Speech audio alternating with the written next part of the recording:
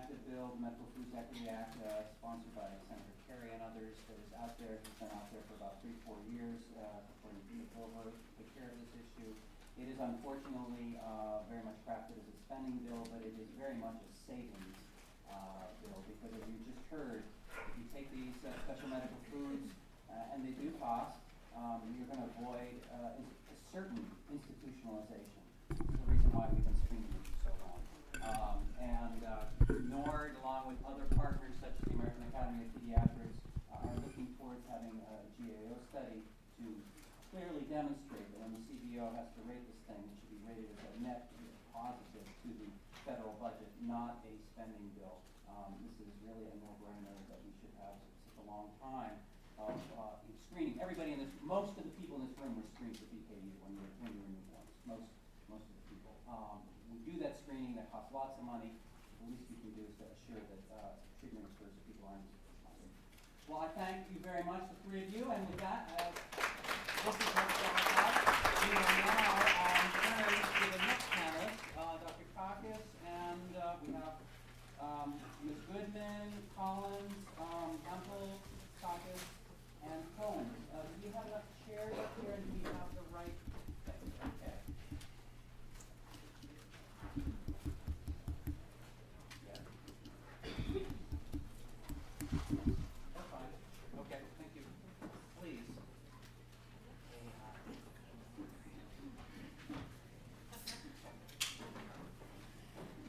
NORD isn't the only patient organization by a long stretch. We certainly have a lot of individual patient organizations that we represent, and others that have special expertise that's represented here today.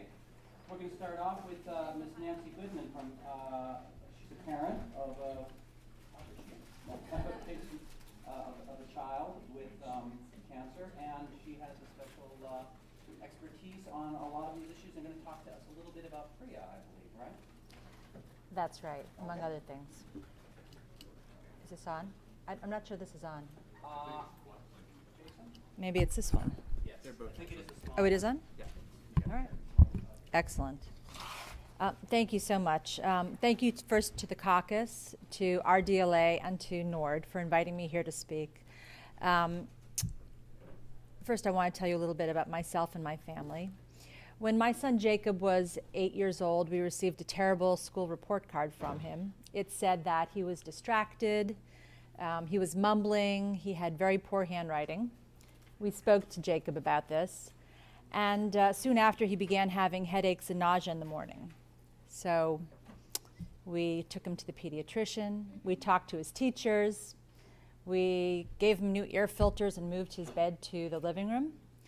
One morning in February, he was diagnosed with medulloblastoma, which is a rare pediatric cancer. 400 children per year or less are diagnosed with medulloblastoma in the United States. Overnight, Jacob went from a precocious, loud, athletic, musical kid to a boy in a wheelchair. He was immobile. He was cortically blind for a while. He could not speak. He could not control his bodily functions. He had a G-tube and wore a diaper. He vomited multiple times a day. He had unmanaged pain for weeks and weeks. Jacob spent 9 of the next 23 months inpatient in the hospital and most of the rest of the time in clinics. He had brain cancer, he had brain surgery, cranial radiation. He had chemotherapy after chemotherapy, including high-dose chemotherapy. So about his treatment. So 2 weeks after Jacob was diagnosed, his medical team provided him a round of chemotherapy, and his tumors were unresponsive. What then was Jacob's medical team's response? They continued with the same protocol that they had intended to provide him, notwithstanding this new information. And why is that? Because there's been no drugs developed for kids with cancer or other pediatric rare diseases. In the last 30 years, there's been no material change to Jacob's protocol of medulloblastoma. And in the last 20 years, the FDA has only approved one drug for any pediatric cancer, an initial approval, notwithstanding the Orphan Drug Act, which has done wonderful things for other disease groups. So that's where we are with Jacob. On January 16th, 2009, Jacob died. He was 10 and a half years old. So we have the best medical researchers in the country, and we have the best pharmaceutical companies, but we are not going to develop the drugs we need for kids and adults with rare diseases unless we change our policies and we give them an opportunity to get in these markets and develop these drugs on a wider scale basis. And how do we do that, and what can we do to change? I want to tell you about a few of the legislative options we've tried so far, what their successes and what their limitations are from my perspective as a mother who lost a child to brain cancer. First, the Orphan Drug Act, as I said, has been a wonderful piece of legislation, but 7 years of market exclusivity on a market of 400 kids just doesn't do it for a private drug company. And we need something else. We need the incentive to occur outside the market itself. There are two pieces of legislation which work in tandem called PREA, Pediatric Research Equity Act, and BPCA, Best Pharmaceuticals for Children's Act. They go to drugs that have been developed for adults that are then relabeled for kids. But they don't address the issue of cases in which children need their own drugs, children with cancer. I want to talk quickly about one other idea, priority review vouchers. There are currently priority review vouchers for neglected tropical disease drug development, and the idea is to extend that to pediatric rare diseases. There's current legislation called the Creating Hope Act, and Andy Taylor here, Representative McCall's staffer, can tell you more about that. But the basic idea is to provide an incentive to drug companies who are willing to get into the market to develop drugs for our kids, an incentive. And the incentive is that they get a priority review on a different drug, and they get that drug to market faster if it's approved. So thank you so much for letting me speak. I just want to say this one last thing. We shouldn't tolerate the deaths of thousands of kids and condemn hundreds of thousands more to lives of impairment just because it's difficult to take these steps and to promote legislative solutions that are uncomfortable. We can do more, and we should. Thank you. Thank you.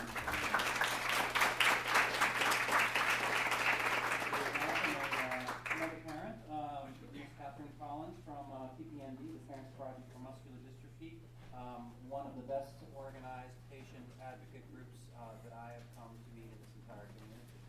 And Ms. Collins, it's yours. Hi.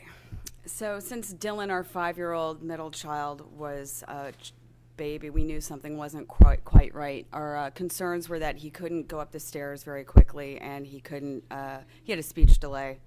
The doctors told us that he had low muscle tone and physical therapy would help, but I worried. Like lint on a sweater, I could not remove the feeling that something was wrong.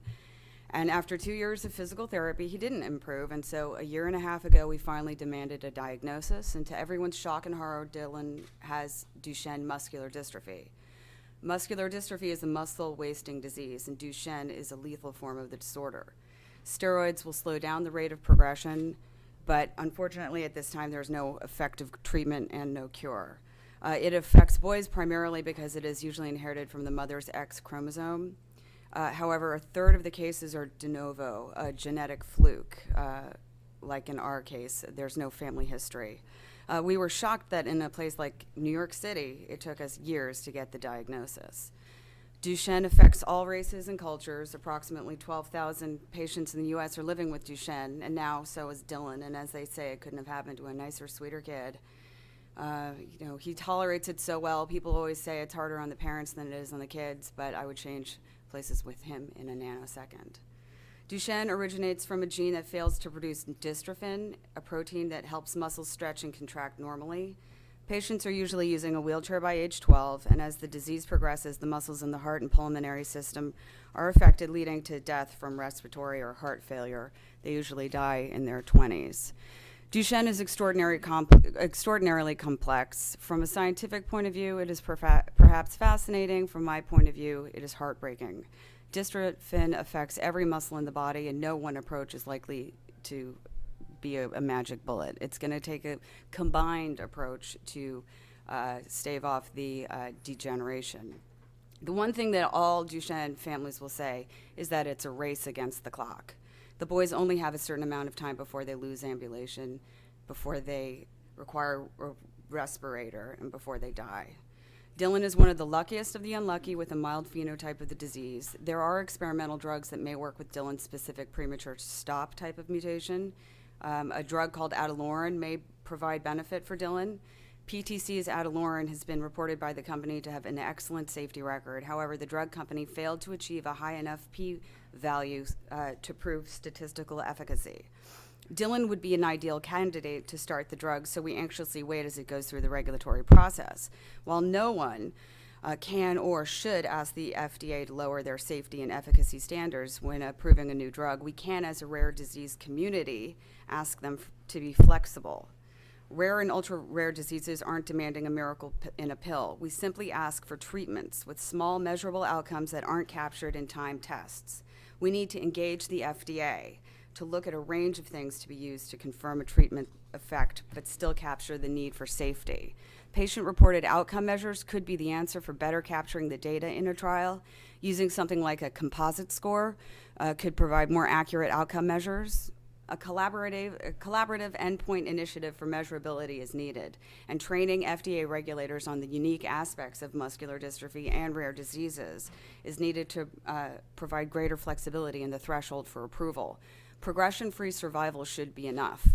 Patient and parent groups have are proven advocates for translational research. They can motivate and they can get money, but no amount of translational research means anything if a drug cannot be approved. Rare diseases are having more and more drugs coming down the pipeline, and it's essential to ensure that patients get them as soon as possible, especially in the absence of any other treatment. The Duchenne community is a condemned population. We have a 100% death rate by 30 years old. We are willing to take on some risk to buy a few moments here and there. When you have a child with Duchenne, the death sentence of the diagnosis hangs over you. And while I have never experienced death row, it feels like our sons are locked in that prison. Whenever Dylan talks about what he wants to be when he grows up, tears come to my eyes. What will I say? What can I say? What would you say? It's difficult to explain what that does to a parent. I can only speak for myself, but the realization that life is so fragile greets me each morning and accompanies me to bed every night. I've learned to be grateful for the bounty of life and what this child teaches me. My hope is that Dylan will have access to his life. This is a child who loves to learn, who has an imagination and great sense of humor. He may want to be a lawyer or a video game designer or study anthropology at college. He may want to get married and have children and to make money, and as much as it annoys all of us, to pay taxes. Our deepest hope is that Dylan will realize all of his potential and that he will be able to say he fully lived and gave.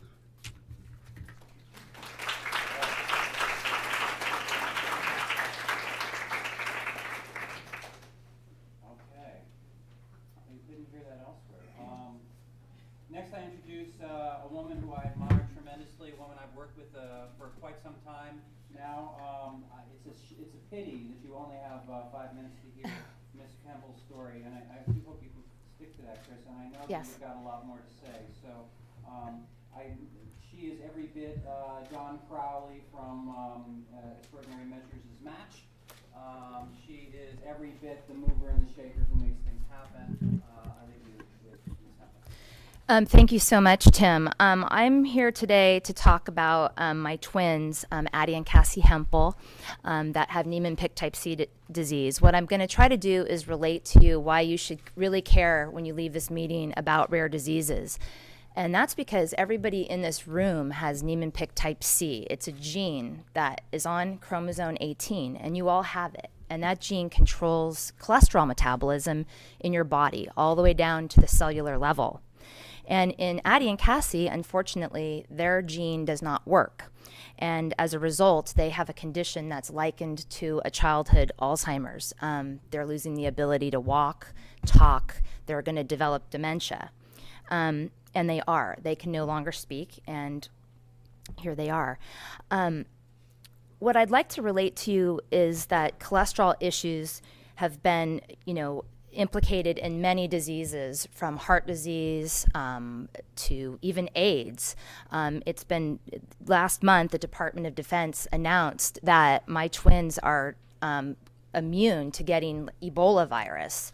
viruses like HIV. When was the last time anybody heard of patients being immune to these viruses? And the reason is because that gene controls the cholesterol in your body, and it controls virus entry into the cell.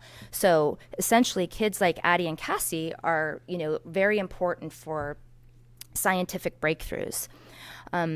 The other thing that I'd like to touch on is over the past 4 years, I've essentially been working out of my kitchen to move forward a compound, and I've had a lot of support from Tim and the FDA. It's a compound called cyclodextrin, and so I'm essentially as a parent, have become a drug developer. We have FDA approval to treat our twins with this compound. Over the past year, we've been putting it directly into their brains to try to save their lives. The compound is very interesting in that it's been showing some effectiveness in some Alzheimer's models. HIV researchers, ones I'm working with, say that it kills the HIV virus. But we find ourselves essentially in a daily struggle to raise venture capital money, work with pharmaceutical companies to move this compound forward, because this is a compound that's off of patent. So essentially we have something that could provide, major health benefits, and yet, we have lack of interest from the pharmaceutical industry because they can't make money off of it. So I think our story illustrates, what I believe is wrong and, with our drug development today, and why we need an overhaul of the system. I don't believe that it should be left up to parents, like me, who have no medical backgrounds, to be starting, biotechs to try to move drugs forward. I think we have a major crisis right now in the United States, and hopefully people like you can take this back to your Congress members and other people to express just how dire the situation is with rare disease drug development. Thank you.